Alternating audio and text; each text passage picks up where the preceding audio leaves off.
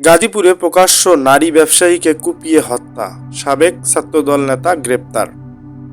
গাজীপুর মহানগরে গাছা এলাকায় তুচ্ছ ঘটনাকে কেন্দ্র করে প্রকাশ্য ছুরিকাঘাতে এক নারী ব্যবসায়ীকে কুপিয়ে হত্যা করা হয়েছে।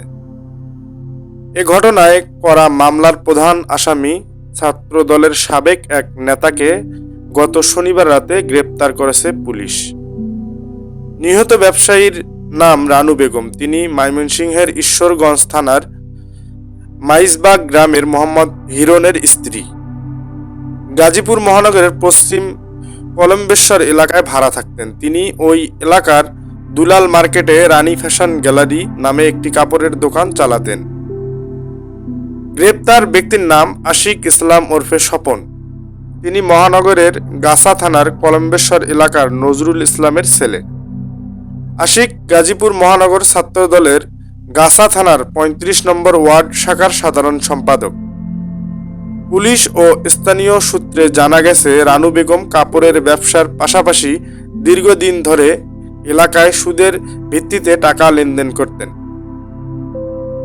পাওনা টাকা নিয়ে একই এলাকার মুদি দোকানি নজরুল ইসলাম ও তার ছেলে আশিক ইসলামের সঙ্গে রানুর বিরোধিতা চলছিল।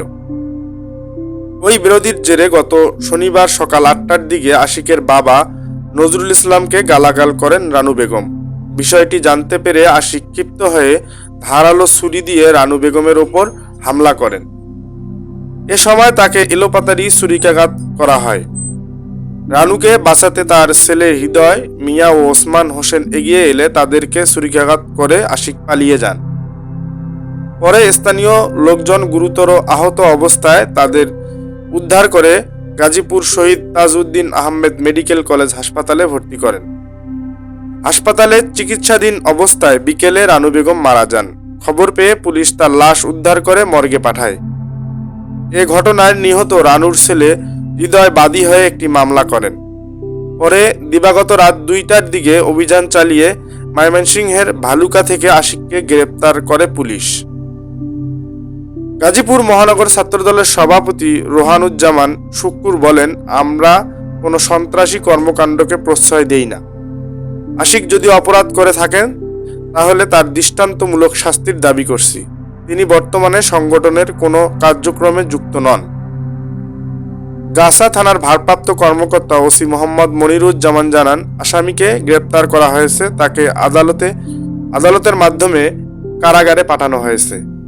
এ ঘটনায় জড়িত অন্য ব্যক্তিদের গ্রেপ্তার অভিযান অব্যাহত আছে। দর্শক, আজকের প্রতিবেদনটি এ পর্যন্ত। যদি ভালো লেগে থাকে তাহলে শেয়ার করে অবশ্যই সবাইকে দেখার সুযোগ করে দিবেন।